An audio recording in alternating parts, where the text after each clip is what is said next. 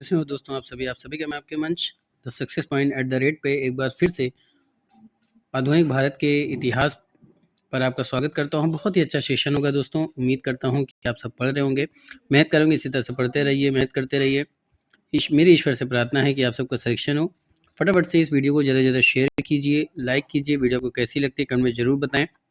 अगर आप मेरे चैनल पर नए विजिटर हैं तो आपसे गुजारिश है कि वीडियो को शेयर कीजिए, चैनल को सब्सक्राइब कीजिए, बेल आइकन ऑन कीजिए ताकि नोटिफिकेशन मिलती रहे। जैसा कि अभी तक हम लोगों ने आधुनिक भारत के इतिहास पर काफ़ी टॉपिकों पर डिस्कशन किया है। दोस्तों ये जो सेशन चल रहा है, इस जितने भी इम्पोर्टेंट टॉपिक हैं, इम्पोर्टेंट एमसीक्यू क्वेश्चन है, वो सब आपके एग्जाम के लिए काफ़ी इंपॉर्टेंट है दोस्तों। चाहे वो आप यूपीएससी की तैयारी करते हो या अदर कोई कॉम्पिटेटिव एग्जाम की तैयारी करते हो, उन सब के लिए इंपॉर्टेंट है। तो ज़्यादा से ज़्यादा चैनल का सपोर्ट करें दोस्तों। चलिए शुरू करते हैं, देखते हैं आज का टॉपिक क्या कह रहा है। तो दोस्तों पहला टॉपिक है बक्सर का युद्ध। आइए देखते हैं। तो दोस्तों बक्सर का युद्ध बंगाल के नवाब मीर कासिम, अवध के नवाब शुजाउद्दौला व मुगल शासक शाह आलम द्वितीय की संयुक्त सेना और अंग्रेजों के बीच लड़ा गया था। बात समझ आ रही है? ये जो बक्सर का युद्ध था वो किनके बीच लड़ा गया था? बक्सर का युद्ध बंगाल के नवाब मीर कासिम, अवध के नवाब शुजाउद्दौला, मुगल शासक शाह आलम द्वितीय की संयुक्त सेना, यानी तीनों लोगों ने मिलकर अंग्रेजों के सामना किया था। इसलिए बक्सर का युद्ध जो है वो संयुक्त सेना और अंग्रेजों के बीच लड़ा गया था। बात समझ? और संयुक्त सेना में कौन कौन थे प्यारे दोस्तों? मीर कासिम, शुजाउद्दौला और शाह आलम द्वितीय था। बस समझ आ रही? आगे चलते हैं। आगे प्यारे दोस्तों यही निर्णायक युद्ध था जिसने अंग्रेजों को अगले 200 वर्षों के लिए भारत के दशक के रूप में स्थापित कर दिया। यह युद्ध अंग्रेजों द्वारा फरमान और दस्तक के दुरुपयोग और उनकी विस्तारवादी व्यापारिक आकांक्षाओं का परिणाम था। बात समझे? ये जो निर्णायक युद्ध था वो अंग्रेजों को क्या था, अगले 200 वर्षों के लिए भारत में शासक के रूप में स्थापित किया उन्होंने, ताकि वो 200 वर्षों तक शासन कर पाए। उनका एक, समझ लीजिए कि एक मंच स्थापित कर दिया था इस निर्णायक युद्ध ने। यह युद्ध अंग्रेजों द्वारा फरमान और दस्तक के दुरुपयोग और उनकी विस्तारवादी व्यापारिक आकांक्षाओं का परिणाम था। बात समझ में? आगे देखते हैं। 22 अक्टूबर 1764 को लड़े गए बक्सर के युद्ध में संयुक्त भारतीय सेना की पराजय हुई। कौन सी? जिसमें मीर कासिम था, शुजाउद्दौला था और शाह आलम द्वितीय था। उनकी क्या हो गई? पराजय हो गई, यानी हार हो गई। बक्सर का युद्ध भारतीय इतिहास की युगांतरकारी घटना साबित हुई थी। और दोस्तों ये जो बक्सर का युद्ध हुआ था, बहुत पूछा जाता है कब हुआ था, तो 22 अक्टूबर 1764 को हुआ था। बात समझ में आ रही है? आगे दोस्तों 1765 ईस्वी में शुजाउद्दौला शाह आलम ने इलाहाबाद में कंपनी गवर्नर क्लाइव के साथ संधि पर हस्ताक्षर किए थे। जो 1765 ईस्वी हुई थी तो उसमें शुजाउद्दौला और शाह आलम द्वितीय ने इलाहाबाद में कंपनी के गवर्नर क्लाइव के साथ संधि पर हस्ताक्षर भी किए थे।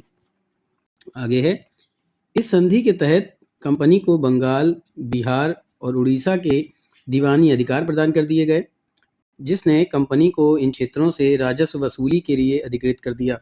यानी इस संधि के तहत क्या था कि कंपनी को बंगाल, बिहार, उड़ीसा की दीवानी का अधिकार मिल गया, जिसकी वजह से कंपनी को इन क्षेत्रों से जो राजस्व वसूली के लिए क्या मिल गया? अधिकार मिल गया था। इन क्षेत्रों से ये क्या कर सकते थे? राजस्व वसूल कर सकते थे।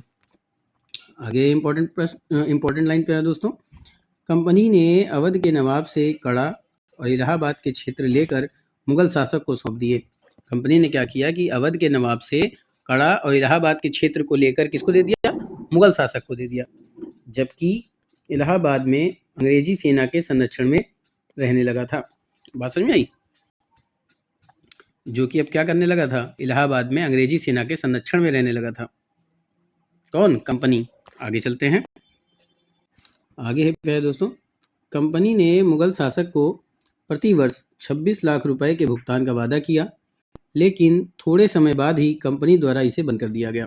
यानी कंपनी ने क्या किया कि मुगल शासक को हर साल 26 लाख रुपए देने का भुगतान का वादा किया था कि हम 26 लाख रुपए हर साल देंगे, लेकिन थोड़े समय के बाद कंपनी ने क्या किया? इस वादे को बंद कर दिया। आगे है, कंपनी ने नवाब को किसी भी आक्रमण के विरुद्ध सैन्य सहायता प्रदान करने का वादा किया, लेकिन इसके लिए नवाब को भुगतान करना होगा। बात समझे? कंपनी ने क्या किया कि नवाब को किसी भी आक्रमण के विरुद्ध सैन्य सहायता प्रदान की जाएगी, लेकिन इसके लिए क्या करेगा? नवाब को भुगतान देने में, यानी कुछ पैसे देने पड़ेंगे। अतः अवध का नवाब कंपनी पर निर्भर हो गया। यानी अवध का जो नवाब था वो क्या हो गया? कंपनी के ऊपर निर्भर हो गया। इसी बीच मीर जाफर को दोबारा बंगाल का नवाब बना दिया गया। मीर जाफर को दोबारा बंगाल का नवाब बना दिया गया जब कंपनी क्या हो गई, अवध के जो नवाब जब कंपनी पर निर्भर हो गए तो इसी बीच मीर जाफर को बंगाल का नवाब बनाया गया। आगे है, उसकी मृत्यु के बाद उसके पुत्र को नवाब की गद्दी पर बैठाया गया। कंपनी के अफसरों ने नवाब से धन ऐंठ कर व्यक्तिगत रूप से काफी लाभ कमाया। बात समझ आई? यानी कि जब मीर जाफर की मृत्यु हो गई तो उसके पुत्र को नवाब की गद्दी पर बैठाया गया और कंपनी के अफसरों ने क्या किया कि नवाब से धन ऐंठ कर व्यक्तिगत रूप से काफी धन इकट्ठा कर लिया। आगे चलते हैं, अब देखते हैं प्यारे दोस्तों, युद्ध के लिए जिम्मेदार कौन सी घटनाएं थी। तो पहला है ब्रिटिशों द्वारा दस्तक और फरमान का दुरुपयोग जिसने मीर कासिम के प्राधिकार और प्रभुसत्ता को चुनौती दी थी। यानी ब्रिटिशों के द्वारा दस्तक यानी ब्रिटिशों के द्वारा आना, फरमान का दुरुपयोग करना जिसने मीर कासिम के प्राधिकार और प्रभुसत्ता को चुनौती दे दी। अगला है ब्रिटिशों के अतिरिक्त ब्रिटिशों के आंतरिक व्यापार पर सभी तरह के शुल्कों की समाप्ति कर दी गई जिसकी वजह से युद्ध हुआ। बात समझ आई? ब्रिटिशों ने क्या किया कि जो ब्रिटिशों द्वारा जो आंतरिक व्यापार किया जाता था उस पर किसी भी तरह का शुल्क नहीं लगा था, उनको शुल्क माफ कर दिया गया था जिसकी वजह से वो अनचाहा धन वसूल करते थे और यही जो उनका क्या हो गया, युद्ध का कारण बन गया। आगे चलते हैं, आगे दोस्तों, कंपनी के कर्मचारियों का दुर्व्यवहार यानी कि कंपनी के जो कर्मचारी थे उनका व्यवहार कैसा था उसको देखते हैं। कंपनी कर्मचारी भारतीय दस्तकारों, किसानों और व्यापारियों को अपना माल सस्ते में बेचने के लिए बाध्य किया और रिश्वत और उपहार लेने की परंपरा को भी शुरुआत कर दी। यानी कि ये जो कंपनी के जो कर्मचारी थे उन्होंने क्या किया था कि जो भारतीय दस्तकार थे यानी जो भारतीय किसान थे, भारतीय काम करने वाले थे, उनको क्या किया कि व्यापार से जो माल वो करते थे, व्यापार जिस भी माल का, उसे वो सस्ते माल पे बेचने के लिए बाध्य कर दिया गया। कंपनी के कर्मचारियों ने क्या किया कि भारतीय दस्तकार, किसानों, व्यापारियों क्या किया कि उन्हें अपने माल को सस्ते दाम पे बेचने के लिए मजबूर कर दिया और रिश्वत व उपहार लेने की परंपरा की भी शुरुआत कर दी। आगे है ब्रिटिशों का लुटेरों जैसा व्यवहार जिसने न केवल व्यापार के नियमों का उल्लंघन किया बल्कि नवाब के प्राधिकार को भी चुनौती दे दी। समझे? ब्रिटिशों ने क्या किया, लूटना शुरू कर दिया और ऐसा व्यवहार केवल व्यापार के नियमों का उल्लंघन नहीं था बल्कि नवाब के प्राधिकार को भी चुनौती देना था। बात समझ आ रही है? उसके बाद हुई थी प्यारे दोस्तों सहायक संधि। आइए इसके बारे में देखते हैं। ब्रिटिश ईस्ट इंडिया कंपनी ने हस्तक्षेप की नीति को प्रारंभ किया। बात समझे? ब्रिटिश ईस्ट इंडिया कंपनी ने क्या किया कि हस्तक्षेप की नीति को प्रारंभ किया और पूर्व में अपने अधीन किए गए शासकों के क्षेत्रों का प्रयोग अपनी राजनीतिक महत्वाकांक्षाओं अर्थात भारतीय राज्यों को ब्रिटिश शक्ति के अधीन लाने के लिए किया था। यानी ब्रिटिश ईस्ट इंडिया कंपनी ने क्या किया कि हस्तक्षेप की नीति अपना, यानी किसी भी चीज में इंटरफेयर करना प्रारंभ कर दिया और पूर्व में अपने अधीन किए गए, यानी कि पूर्व में जो क्षेत्र थे जिसको उन्होंने क्या किया था, अपने अधीन किया था, ठीक है, वहाँ के शासकों का प्रयोग अपने राजनीतिक महत्वाकांक्षाओं और भारतीय राज्यों को ब्रिटिश शक्ति के अधीन लाने के लिए किया था। यानी जो भारतीय राज्य थे उनको भी ब्रिटिश शक्ति के अधीन लाने के लिए उन्होंने क्या किया था, अपने हस्तक्षेप की नीति को प्रारंभ किया था। आगे चलते हैं। पहले दोस्तों अगर सहायक संधि की बात की जाए तो सहायक संधि हस्तक्षेप की नीति थी जिसका प्रयोग भारत के गवर्नर जनरल लॉर्ड वेलेस्ली 1798-1805 ईस्वी द्वारा भारत में ब्रिटिश साम्राज्य की स्थापना के लिए किया गया था। यानी सहायक संधि की जो नीति थी उसका प्रयोग भारत के जो गवर्नर जनरल थे, कौन, लॉर्ड वेलेस्ली के द्वारा किया गया था और किस लिए किया गया था, ब्रिटिश साम्राज्य की स्थापना के लिए किया गया था। ठीक है, आगे चलते हैं।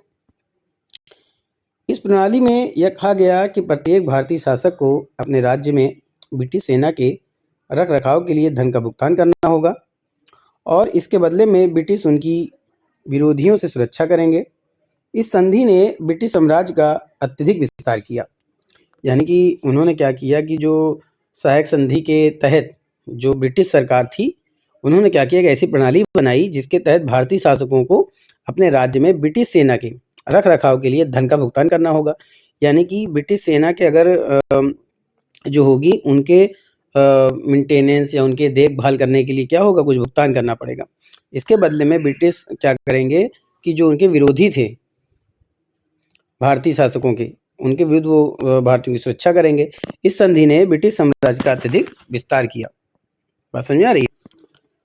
इसका सर्वप्रथम प्रयोग लॉर्ड वेलेस्ली द्वारा किया गया, जिसने हस्तक्षेप की नीति को सहायक संधि के रूप में संस्थागत रूप प्रदान किया।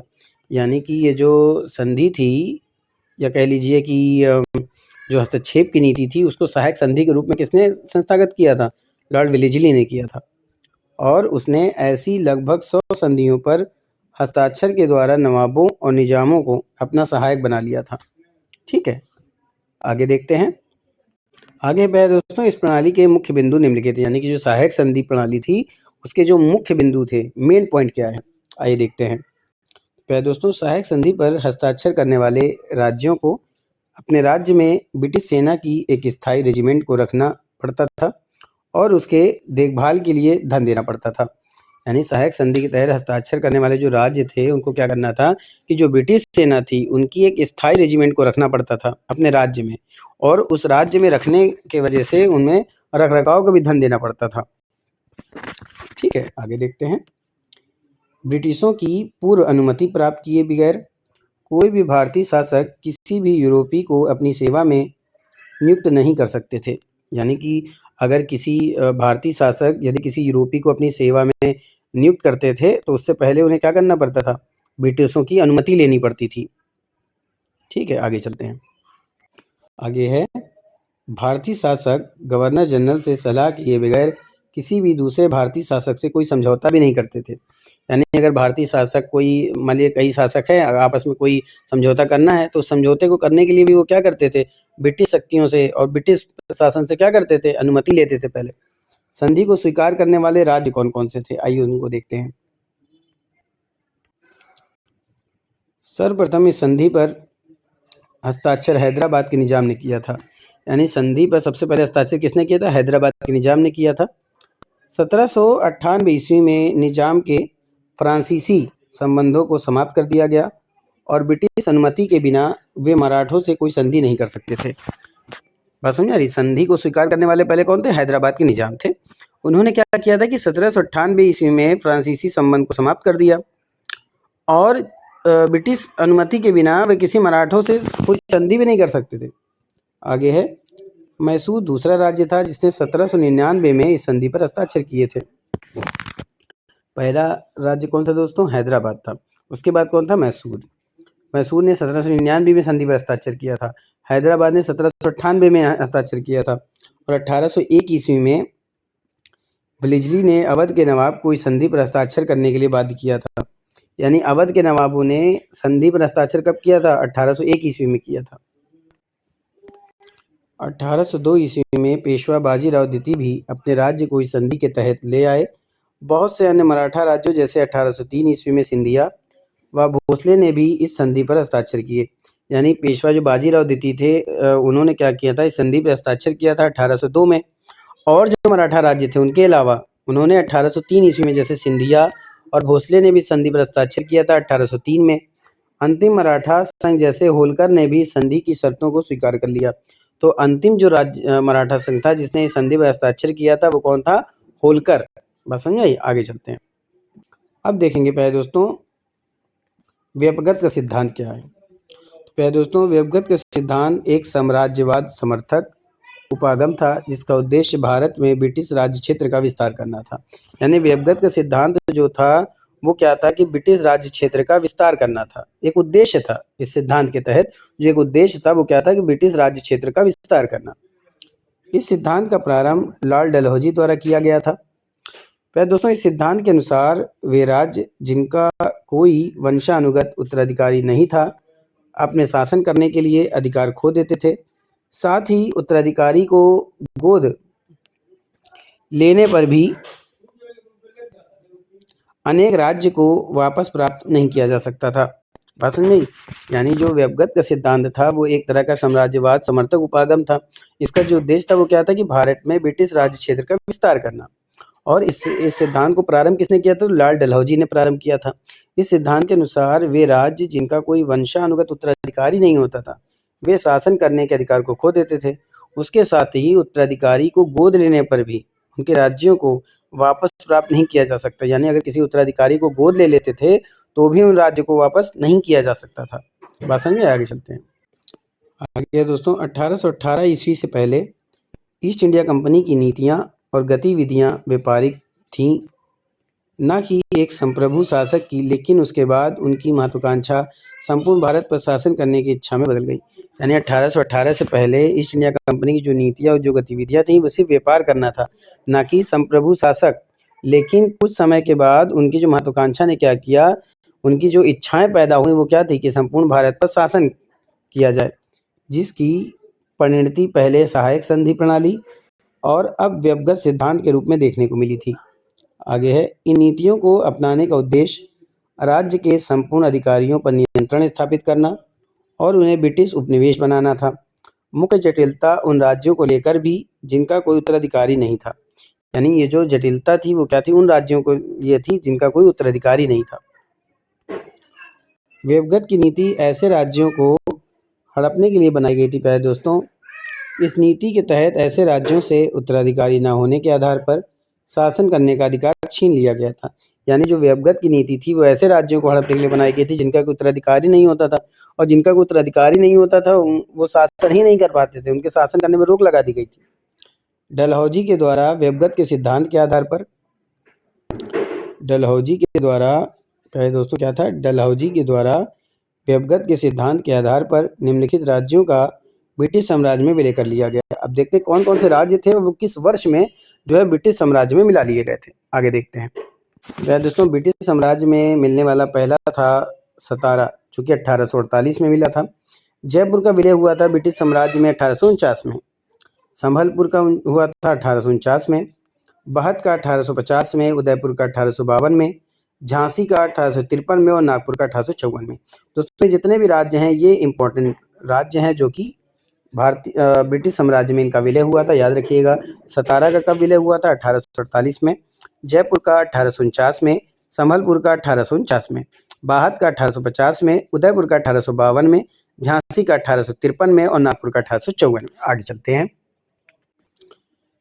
कुछ समय बाद प्यारे दोस्तों क्या हुआ कि कुछ समय के बाद इस नीति के प्रावधानों के कारण जनता के बीच काफ़ी रोष पैदा हो गया और उड़ीसा के महान क्रांतिकारी सुरेंद्र देसाई ने व्यवगत के सिद्धांत का विरोध की आवाज़ उठाई।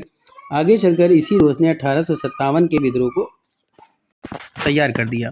समझ में आई? कुछ समय के बाद क्या हुआ कि इस नीति के प्रावधानों के कारण जनता में क्या हुआ, कुछ क्रोध उत्पन्न हो गया, काफ़ी रोष उत्पन्न हो गया, जिसकी वजह से क्या हुआ कि जो उड़ीसा के जो क्रांतिकारी थे सुरेंद्र देसाई, उन्होंने क्या किया, इस व्यवगत सिद्धांत का विरोध किया और यही विरोध आगे चलकर क्या हुआ, 1857 के विद्रोह का आधार बन गया। बात समझ में? आगे चलते हैं। अब देखते हैं प्यारे दोस्तों व्यवगत के सिद्धांत के मुख्य बिंदु। पहला है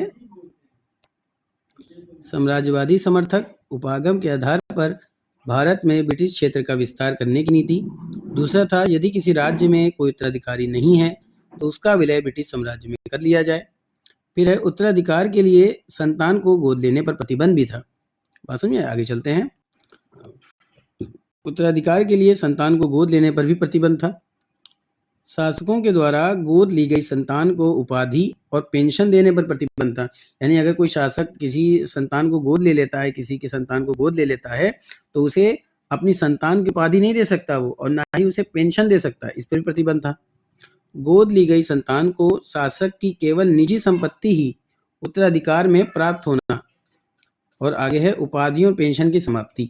ये तो भाई आपने पढ़ ही लिया ऊपर दोस्तों। देखिए पहला क्या था कि उत्तराधिकार के लिए जो संतान को गोद लेने पर प्रतिबंध, आप गोद नहीं ले सकते, और अगर कोई शासक गोद ले लेता था तो उसे वो अपनी संतान की उपाधि नहीं दे सकता था और ना ही उसे पेंशन दे सकता था।